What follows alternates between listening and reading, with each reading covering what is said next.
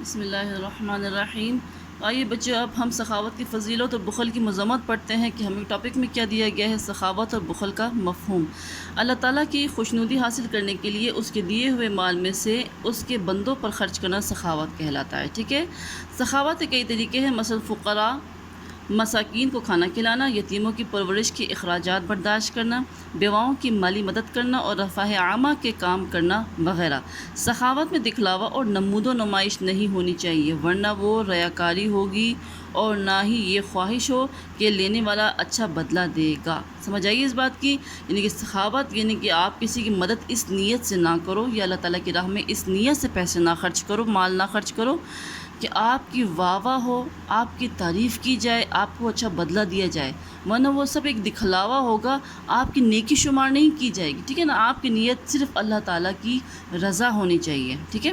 بخل سے مراد یہ ہے کہ انسان دولت رکھتے ہوئے بھی نہ تو اپنی جائز ضروریات مثلا خوراک، لباس، علاج اور سفر وغیرہ پر مناسب طریقے سے خرچ کرے اور نہ دوسرے ضرورت مندوں پر خرچ کرے، بلکہ دولت جمع کرنے کی دھن میں لگا رہے۔ ایسے شخص کو اللہ تعالیٰ نے سخت ناپسند کیا ہے۔ سخاوت کرنے والے کو سخی اور بخل کرنے والے کو بخیل کہتے ہیں۔ اتنی تو آپ کو سمجھ آ گئی ہوگی۔ سخاوت کی اہمیت اور بخل کی مذمت۔ یہاں پہ اب سخاوت کی اہمیت بیان کی جائے گی پہلے، کہ اسلام میں سخی کا بہت بڑا مقام ہے، جبکہ بخیل شخص کی مذمت کی گئی ہے، اس کو ناپسند کیا گیا ہے۔ اللہ تعالیٰ ان لوگوں کو پسند فرماتا ہے جو اس کی راہ میں خرچ کرتے ہیں۔ اللہ تعالیٰ کا ارشاد ہے، کون ہے جو اللہ تعالیٰ کو نیک نیت اور خلوص سے قرض دے تو وہ اس کو اسے دگنا عطا کرے اور اس کے لیے عزت کا صلہ یعنی جنت ہے۔ یعنی کہ جو شخص اللہ تعالیٰ کی راہ میں مال خرچ کرے گا، وہ مال جو اللہ ہی نے اس کو دیا ہے، تو اس کے دنیا میں بھی دگنا اس کو عطا کرے گا اللہ تعالیٰ، اس کے مال کو بڑھائے گا اللہ تعالیٰ، اور نہ صرف دنیا میں بلکہ آخرت میں بھی اس کے لیے جنت کی صورت میں صلہ اللہ تعالیٰ نے رکھا ہوا ہے، بدلہ رکھا ہوا ہے اللہ تعالیٰ نے۔ اس سے بڑی اور کیا بات ہوگی ہمارے لیے، ٹھیک ہے۔ آگے دیکھیں، دوسری جگہ ارشاد فرمایا، اور جو اپنے نفس کی حرص سے بچا لیا گیا ایسے ہی لوگ مراد پانے والے ہیں۔ نفس کی حرص مطلب لالچ، نفس کی لالچ، مال کی لالچ، خواہشات انسان کی کبھی ختم نہیں ہوتی ہے، لالچ کو جتنا بڑھاؤ اتنا بڑھتی ہے۔ تو یہاں پہ کہا جا رہا ہے کہ جس شخص نے اپنی نفس کی لالچ پر قابو پا لیا، ایسے ہی لوگ کامیاب ہونے والے ہیں، ایسے ہی لوگ مراد پانے والے ہیں۔ نبی اکرم صلی اللہ علیہ وسلم خود بھی بے حد سخی تھے اور صحابہ کرام کو بھی اس کا درس دیتے تھے۔ یہی وجہ ہے کہ آپ صلی اللہ علیہ وسلم نے صحابہ کرام نے اللہ تعالیٰ کی راہ میں خرچ کرنے کی شاندار مثالیں قائم کی۔ چنانچہ آپ صلی اللہ علیہ وسلم اور آپ کے صحابہ نے ہمیشہ غریبوں، محروموں، یتیموں اور بیواؤں کی مذمت کی، غلاموں کا خاص خیال رکھا اور رفاہ عامہ کے کاموں میں اعلیٰ مثالیں قائم کی۔ رفاہ عامہ کے کام لوگوں کی فلاح و بہبود کے لیے، ان کی لوگوں کو فائدہ پہنچانے کے لیے جو کام کیے جاتے ہیں ان کو رفاہ عامہ کہا جاتا ہے۔ رسول اللہ صلی اللہ علیہ وسلم نے فرمایا، بے شک اللہ سخی ہے اور سخاوت کو پسند کرتا ہے۔ اللہ سخی ہے، اس میں کوئی شک نہیں کہ وہ بغیر حساب کتاب کے، بغیر گنے اپنے ہر بندے کو، چاہے وہ نیک ہو یا نہ ہو، اللہ تعالیٰ عطا فرماتا ہے اور کہتا ہے کہ جو مال میں نے تمہیں دیا اس میں سے مجھے قرض دے دو۔ اس سے بڑی سخاوت کی اور کیا مثال ہوگی۔ یہی وجہ ہے کہ اللہ کے نیک بندے ہمیشہ غریبوں کو، مسکینوں کو کھانا کھلاتے ہیں اور رفاہ عامہ کے کاموں میں بڑھ چڑھ کر حصہ لیتے ہیں، کبھی کسی سائل کو خالی نہیں لوٹاتے، ضرورت مندوں کی ضرورتیں پوری کرتے ہیں۔ جب بھی معاشرے میں کوئی قدرتی آفت جیسے سیلاب ہو گیا، زلزلہ ہو گیا، کوئی بھی آسمانی قدرتی آفت ہوتی ہے تو کمر بستہ ہو جاتے ہیں، مطلب تیار ہو جاتے ہیں، ریڈی ہو جاتے ہیں مدد کرنے کے لیے لوگوں کی، اور اللہ تعالیٰ کی دیے ہوئے مال کو خرچ کرتے ہیں۔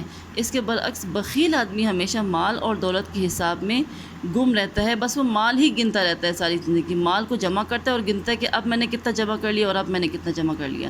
دولت پر سام بن کر بیٹھ جاتے ہیں اور اپنی جائز ضروریات پر بھی خرچ نہیں کرتے۔ ایسے لوگوں کے لیے سخت عذاب ہے۔ اللہ تعالیٰ کا ارشاد ہے، جو مال کو جمع کرتا اور اسے گن گن کر رکھتا ہے اور خیال کرتا ہے کہ اس کا مال اس کی ہمیشہ کی زندگی کا موجب ہوگا، یعنی کہ وجہ ہوگا، اس کو ہمیشہ زندگی دے گا، ہرگز نہیں، وہ ضرور جہنم میں ڈالا جائے گا، یعنی کہ اس کے لیے مذمت ہے، اس کے لیے جہنم کی وعید ہے۔ اسلامی تعلیمات ہمیں سکھاتی ہے کہ اگر اللہ تعالیٰ مال و دولت سے محروم کر دے تو قناعت کی زندگی اختیار کرنی چاہیے۔ قناعت کی زندگی مطلب صبر و شکر کی زندگی، درمیانی زندگی جو ہے اس کو اختیار کرنا چاہیے۔ اگر مال اور دولت سے نواز دے تو سخاوت کی زندگی گزارنی چاہیے۔ اگر آپ کو اللہ تعالیٰ نے مال دے دیا ہے، دولت دے دی ہے، تو اس کو اللہ تعالیٰ کی راہ میں خرچ کرے، لیکن اگر مال اور دولت سے آپ کو محروم رکھا ہے تو قناعت کی زندگی گزارے، صبر و شکر کی زندگی گزارے۔ آپ صلی اللہ علیہ وسلم کا ارشاد ہے، صرف 2 آدمیوں کے ساتھ رشک کرنا چاہیے، ایک وہ جس کو اللہ تعالیٰ نے مال دیا اور وہ اسے صحیح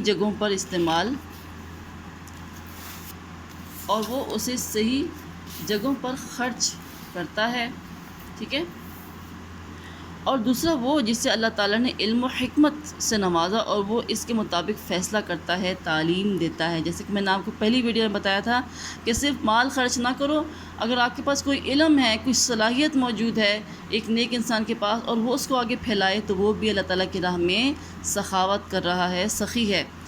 حضور اکرم صلی اللہ علیہ وسلم کا ذاتی عمل اور آپ صلی اللہ علیہ وسلم کا اسوہ مطلب طور طریقہ بھی ہمیں یہی بتاتا ہے کہ آپ صلی اللہ علیہ وسلم نے ہمیشہ اللہ تعالیٰ کی راہ میں خرچ کرنے میں پہل کی۔